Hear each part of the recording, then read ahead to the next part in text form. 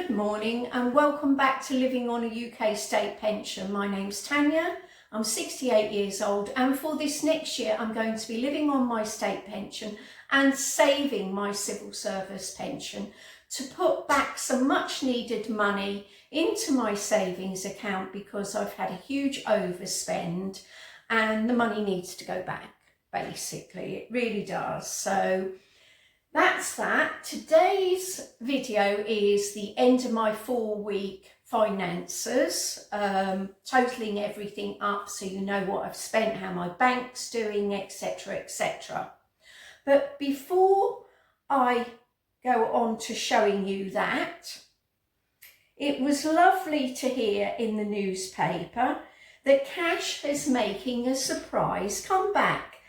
And it's on the rise by 4.6%.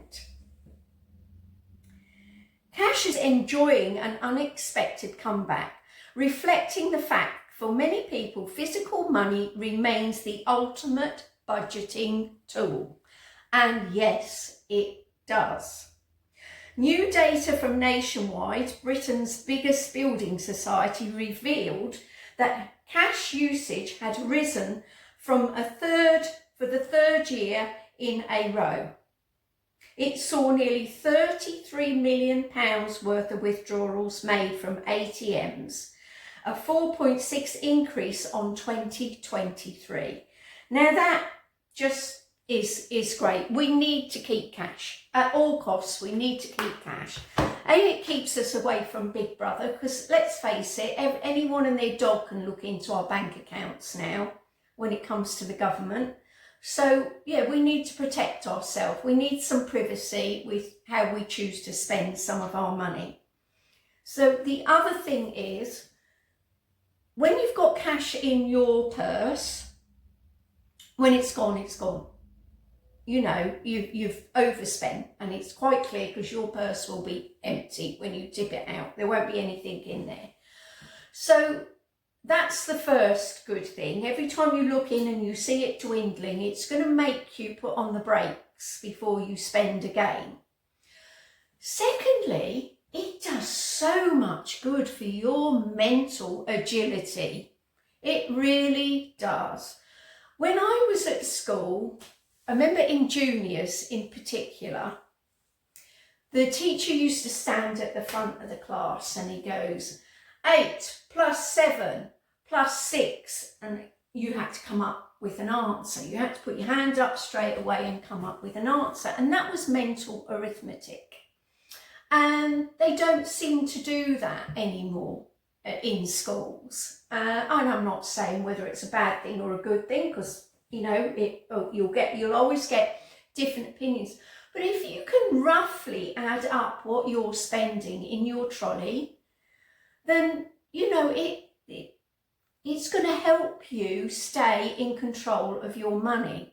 Now, one of the things I do when I'm putting stuff in the trolley, I try to remember what I've put in and add it up. But sometimes I pair a couple of things up together and think, well, those two together come to about £2.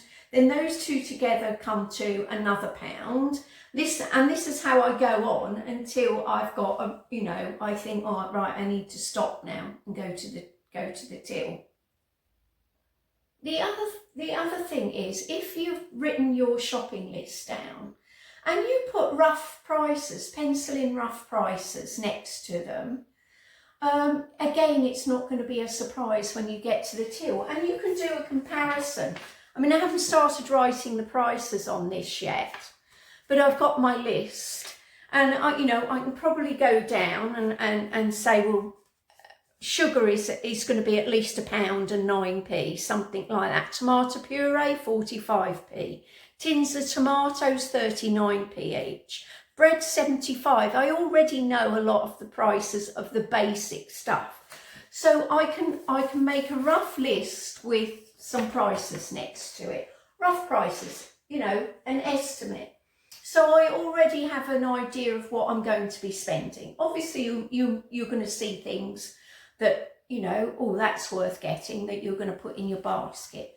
But it definitely helps with your mental agility to keep those brain cells ticking over when you've got to add stuff together before you go to the checkout. And cash is, my opinion, is one of the best tools for budgeting. That's what's making a resurgence when it comes to the cost of living crisis. It is, you know, escalating all the time, and cash is your friend when it comes to that. Anyway, let's get on with the facts and figures, and I'll turn you around.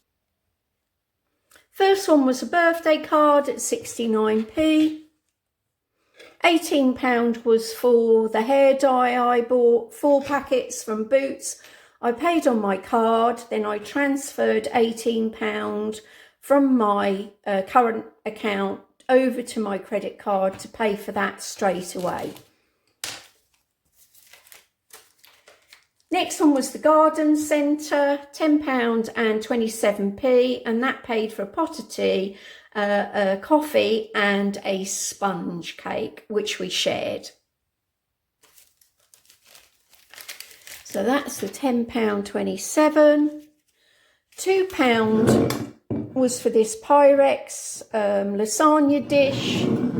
Haven't tried it out yet, not sure about it. If I don't use it or don't like the way it's, you know, going to cut up into sections, then I'll just put it back in the hospice shop. I haven't lost anything and they've gained.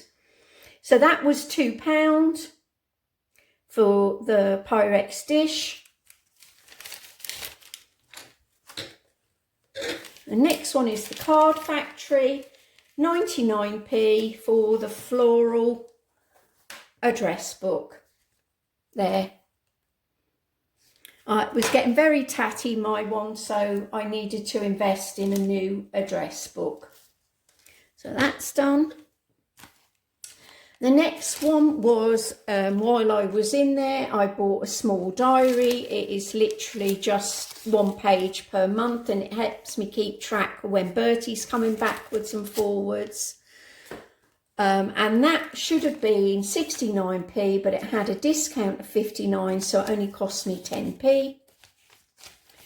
Then Home Bargains, I bought selfie pen, 99p, and labels at 49p for food, for the food boxes that I do, and that came to £1.48. And the last garden centre one was £13.97, and that was for a bacon sandwich and 2 Americanos. And the beauty of it is the lady knows me and my friend really well, and because their bacon sandwich is huge and it's done on like farmhouse bread, fresh farmhouse bread, and so she cuts it in half and she puts it on 2 separate plates with a little side salad and some coleslaw for us. So yeah, she looks after us, and there's just the right amount for us. So yeah, that was £13.97. And the last £3.90 was 2 coffees at Greg's. And as usual, I forgot to ask for the receipt, because before you know it, they've served you and they say, is that all? And you say yes. And then they've asked the next person what they want before you've even had a chance to say, oh, can I have the receipt? So I must remember that when I go in there. But that was £3.90. So my total spend was £51.40, and I've got £1.47. So I've got £1.47 to bring forward in my book, ready for next week when we start the new 4-week cycle. Right, now to the front of the book. Anything with the C next to it is where I've paid cash. All the cash purchases came to £25.69. I withdrew £25 out of my bank account. I brought forward 86p, so I had the grand total of £25.86. I've used £25.69, which leaves me with 17p to carry forward. for the cash. 17p brought forward. My spend was £81.99, but I had 2 Asda rewards coupons in there of the value of £6. So my overall spend for the month, if you want to minus the vouchers, was 75p and 99 pence.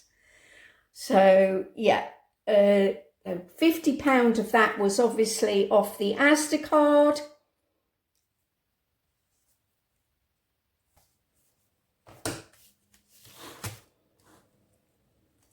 So I have a balance left on the Asda card of £50 and 9p to start my grocery shopping off next month.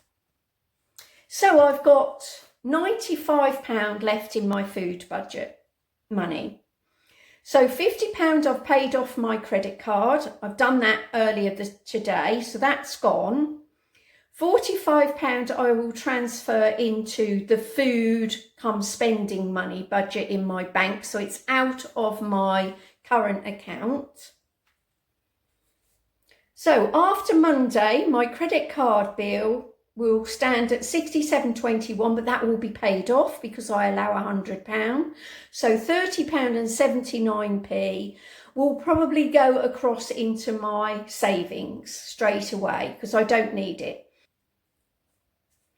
So my food and savings account stands at 370, but on Monday, another £150 from my council tax free month, because I don't need to pay it yet, but I've allowed for it in my budget, will go into that account, which means £300 of that balance is going to pay for a car repair for me. £45, the rest of the food money will go in there, and my grand total will stand at £565 in that account. Everything else is hunky-dory in the in my current account. It's covering all the bills. Everything is working out well. So yeah, I'm really pleased with that. Now, while we're talking about Asda, which we were, people have been asking about the Christmas savings card. Now, I've explained. Let me turn you round. Right, let's talk the Asda Christmas savings card, because it's come up a couple of times now. And you can do it 2 ways. The first way you can, obviously they're hanging up in the shop, and you take one, you take it to the till, and you ask for so much money to be put on there. And you can do that in, month out, until it comes to the cut-off date in November. Now, the cut-off date, it clearly says online what it is. I haven't looked for this year's one yet. It's around about the 13th of November, something like that normally. So it gives you a chance to spend over a number of weeks building up your Christmas stuff. The thing is with it that you have this 4 or 5 days of limbo. It's not very long at all, and then they add the bonus to it, which if you've spent £280, you get a £15 bonus on it. Now, the second way to do it is you keep your money in a high interest account in your bank account, which you should all be putting money in high interest accounts to make it work for you while you're not using it. And then at the last moment, a week before the cut-off date, you take the money with you, you go and grab a card, and you ask the cashier to put your 200 or whatever money on the card. Now, 280 isn't the maximum you can put on there, but it's the maximum that they will give you £15 for. So really, it's not worth putting more than £280 on any one card. Put it on another card and get more. You can hold as many cards as you want. There's no rulings about it. So you take the cash down, you grab a card, you ask the cashier to put the £280 on that card, You sit back 3 or 4 days, then the bonus arrives on your card of £15. Your card is now worth £295, which is 5% interest, well, slightly over 5% interest on £280. I'll hear people say, how is that possible, etc., etc. They're not going to let you get away with that. Well, they have for the last 4 or 5 years, which I've been doing it. So, because the bottom line is, you've got £295 on that card that you can't spend anywhere else. End of. You're now a captive audience to spend that £295. But don't forget, not only can you buy groceries with it, you can buy clothes, you can buy bits for your home if you go in, because you can use it online. You can use the Christmas savings card online as a gift card with Asda. You can use it for all the George furniture and fish, towels, anything for your bathroom, etc. So don't worry that you're never going to spend it. But equally, don't be putting money on there if you don't think you're going to spend it. But to me, it is one of the only supermarkets I've got here. I've got a small Morrison's and a small-ish Lidl, really. And Asda isn't very big. It's one of their smaller stores. So, and with the rewards as well, on your, where you scan your rewards card, it soon mounts up. It really does soon mount up. Now, £295, you can choose to either use it for Christmas. I don't use mine till January when I've done it before. And I allow £25 a month off my card. So £25 I pay off the card. So it allows 10 months at £25, which then leaves me with a balance of £45 to cover November and December as extras for Christmas. So yeah, it works well for me. So I'm going to take you out into the garage and the freezer next, so you can see where I do some pre-shopping planning.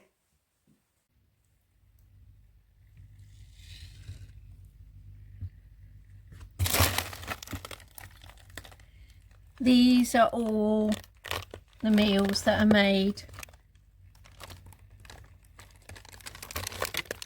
I've still got the pork loin chops that I haven't used yet, steaks, that's the rest of the burgers, sausages there. I've got the smoked mackerel I was talking about that I need to make into a pate. I've got the gammon down there. This is Bertie's food, which is his mince and rice there. I've got another pork boneless joint there, loin boneless joint there. Now this will come near the top because I want to make bonfire stew out of that. Then here is another basket of Christmas veg, as well as my beans still underneath. The kale, I've still got quite a big bit left of that. I've got the pizza and the wraps to go back in. This is all Christmas veg in this basket here. All carrots and swede and parsnips, etc. Broccoli, Brussels sprouts, and some more of my beans in there. So yeah, I've got quite a bit to use up still to make more space. Just to finish then, I brought in what you didn't see in the freezer there. I've brought in the mince. That's defrosting the mince, the £2.50 turkey mince that I bought in the last shop, or in the last 4-week shop. And I brought in some peppers and everything ready to make a lasagna, and I'm not sure what else. I'm going to split that in, I don't know, maybe 2/3 and 1/3. I haven't worked out what I want to do yet, but I will shortly. Anyway, how quickly are these 4-week periods moving? They really seem to be, you know, going at pace at the moment. And obviously, once again, thank you for watching. Thank you for supporting me.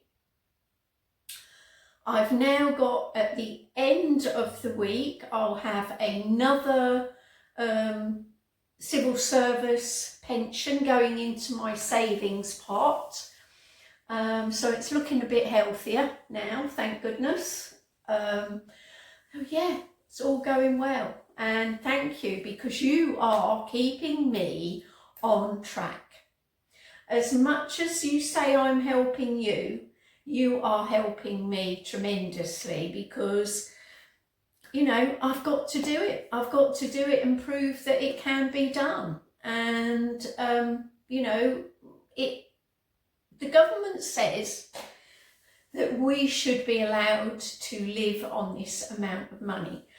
And while I don't want to prove them right, which I don't, because I think the state pension should be more in the UK, it's knowing that it's not going to be more for a long, long time. You know, it's not going to happen overnight.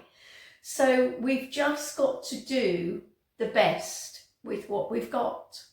And I hope that's what I'm showing you, is how to get the most out of your pension and be, you know, more financially aware. Anyway, thank you for watching, and I'll be back soon. Thank you. Bye bye.